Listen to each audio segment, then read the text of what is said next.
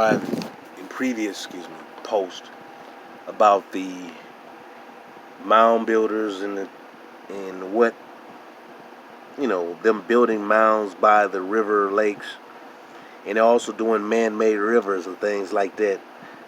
But they use the rivers to travel about, and they have various different forms of technology already here. We want to turn to page 230 in this book. All right, it's to page 230. All right, we want to go right here. As it is. Let me see if I can get focus on it. All right. The mound builders of the United States were preeminently a river people.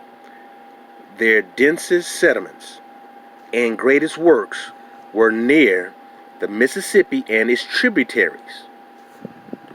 The navigable streams were the great highways of the mound builders. I mentioned it before in numerous posts about they used the riverways as the ancient highway.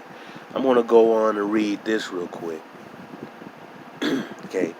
Fontaine claims that the ancient people constructed levees to control and utilize the bayous of the Mississippi for the purpose of agriculture and commerce.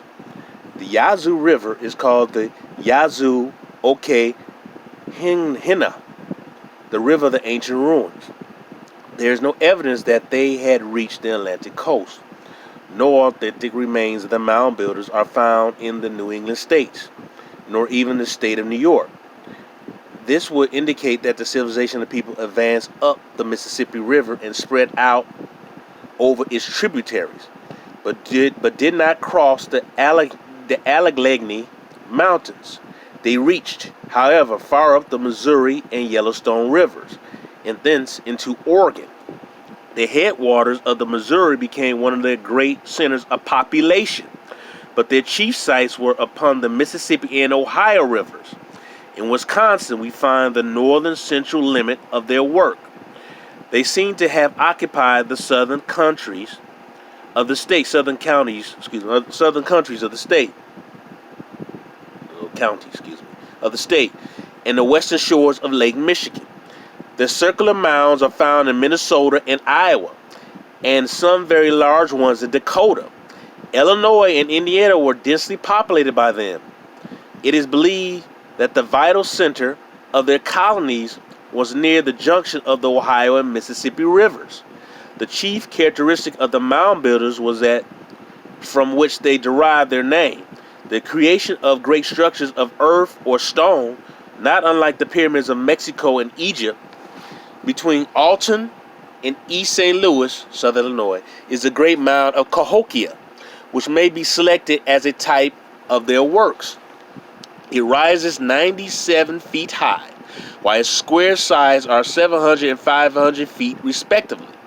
There was a terrace on the south side, 160 by 300 feet, reached by a graded way. The summit of the pyramid is flattened, affording a platform 200 by 450 feet. It will thus be seen that the area covered by the mound of Cahokia is about as large as that of the greatest pyramid of Egypt, Cheops, although its height is much less. The number of monuments left by the mound builders is extraordinarily great. In Ohio alone, there are more than 10,000 stimuli, or tumulti, and from 1,000 to 1,500 enclosures. Their mounds were not cones but four-sided pyramids, their sides, like those of Egyptian pyramids, corresponding with the cardinal points. I'll show you that, what it says. Their mounds were, get it clear.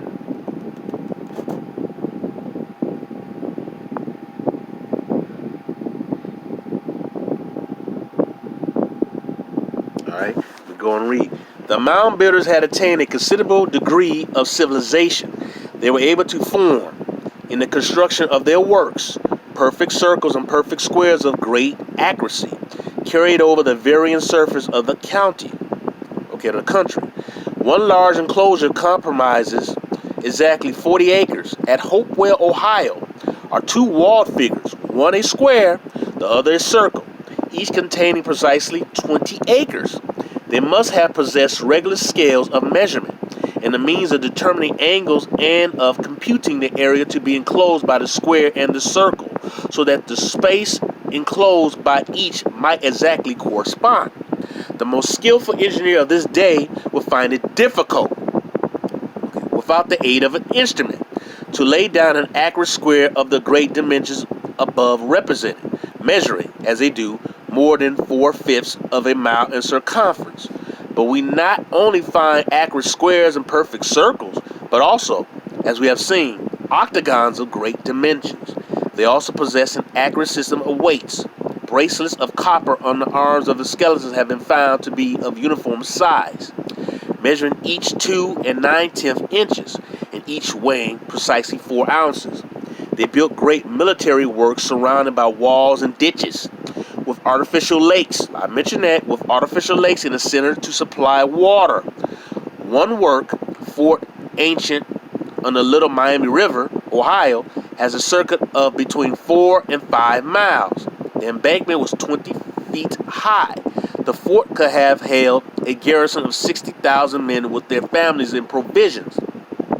Not only do we find pyramidal structures of earth in the Mississippi Valley, very much like the pyramids of Egypt, Mexico, and Peru, but a very similar structure is repeated in Ohio and Peru. Okay, I refer to the double walls of the prolonged pyramids. The Mound pyramids possess chains of fortification reaching from the southern line of New York diagonally across the country through central and northern Ohio to Wabash. It would appear probable, therefore, that while they advanced from the south, it was from the northeast the savage races came who drove them south or exterminated them. At Marietta, Ohio, we find a combination of cross and pyramid.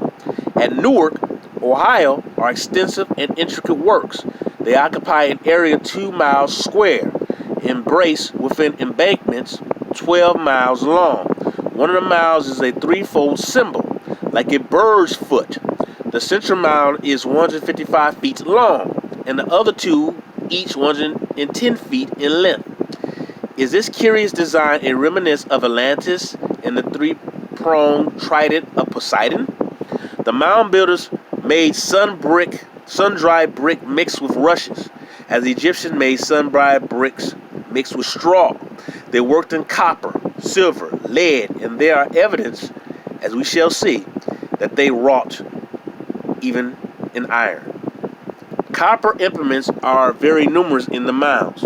Copper axes, spearheads, hollow buttons, bosses for ornaments, bracelets, rings, etc. are found, and very many of them strikingly similar to those of the Bronze Age in Europe. In one in the Butler County, Ohio, was found a copper fillet around the head of a skeleton with strange devices marked upon it.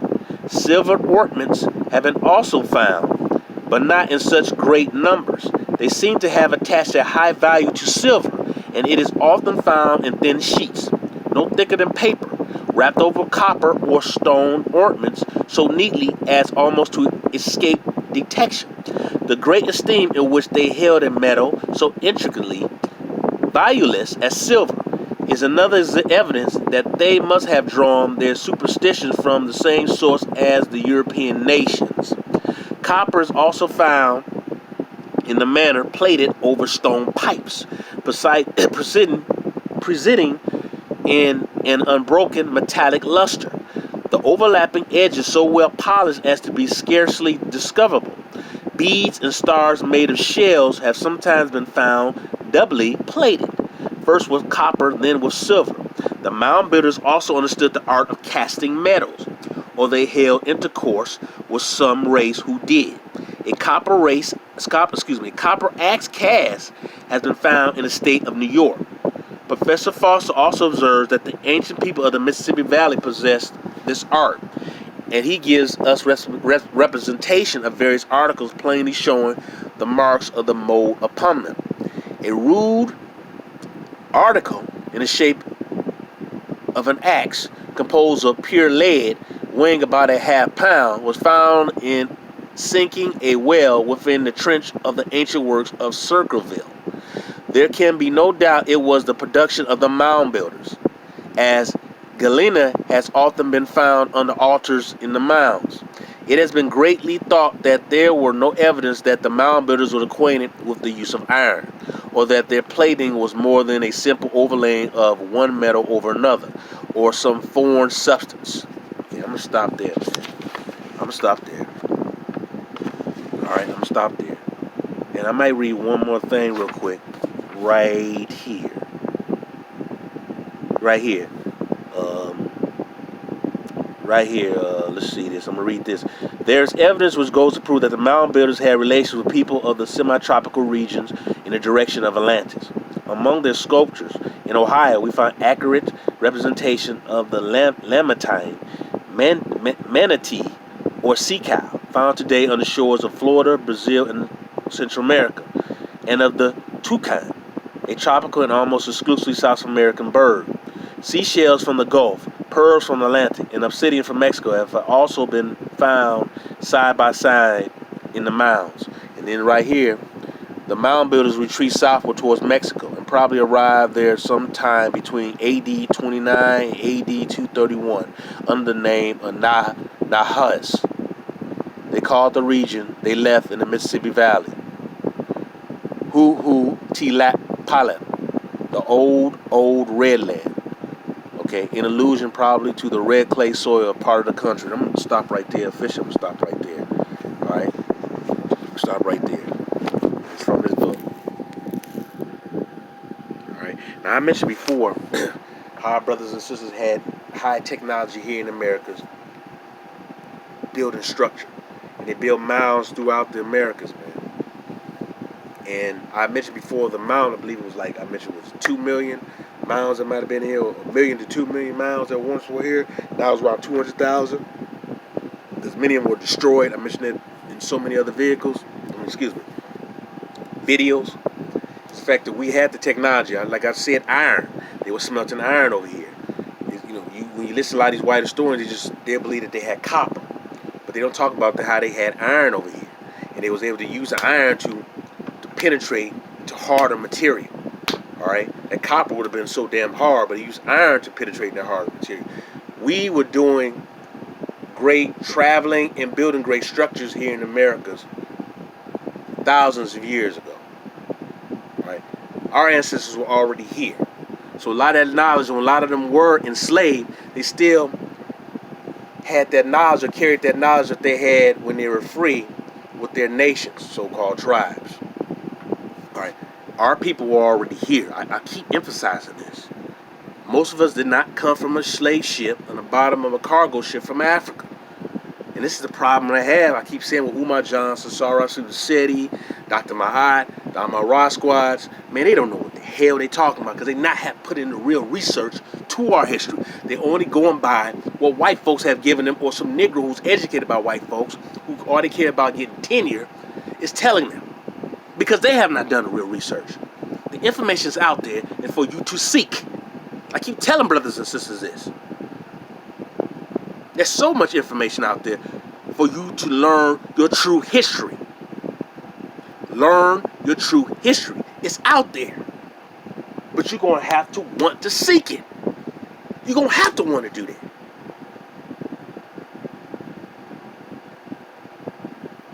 So, I'm going to leave you with this, man. This is my video for today. I may try to do another one again tonight. But, the fact is that our history is illustrious and it's great and it's powerful. We have to understand that we're indigenous to this planet. But this is our home. Stop identifying with a foreign land before your natural home, which is here in America. Most of us were not brought over here over this ship. Most of us, like I keep saying, were already over here. You have to comprehend that and understand that. Any Negro who's telling you that most of us come from West Africa and that we come out of Nigeria, they don't know what the hell they're talking about. They haven't done the real research. The hell, we don't look like half of them. We don't look like them. And you can tell by that, by looking at them, looking at us. We do not look like them. I'm not saying no black people didn't come from West Africa, but most of them were absorbed by the Aboriginal black people here and the black Europeans, as well as some of the black Asians that were here. There was always a connection. There was always trade. So I want you to understand that. Alright? So brothers and sisters, I'm going to leave you. That's my little message today. That's my little video today. I may do another one later. I got so many stuff that deals with our history. Man, it'll blow you away, have your head spin. Alright? But now before I leave you, I'm going to show you something real quick. Before I leave you, I'll show you something real quick. Alright? Show you something real quick. Here's another image of the Aboriginal Black Maya. Alright? This is obviously a Negro. Alright, this is obviously a Negro. It's a Maya. Maya architecture. Alright? This is a Maya. So-called Maya.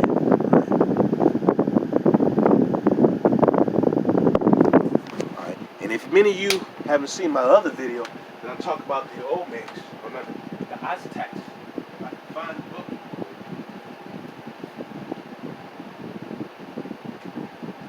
Alright. I mentioned this in one of my other videos. I guess I'll throw it down in here. Aztecs. Malinche. Okay? Malinche. Alright, Malinche. Malinche. Mali. Malinche. Chi. Mali. Malinche. Mali.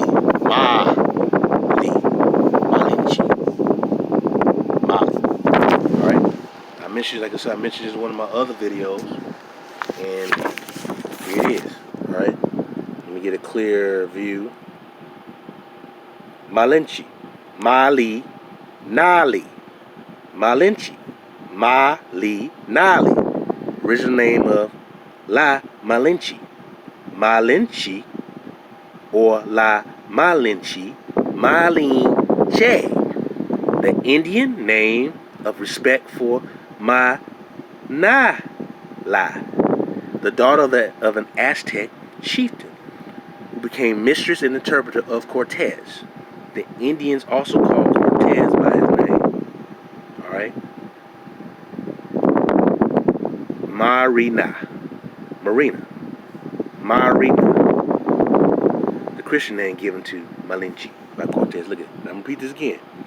Malinche or La Malinche.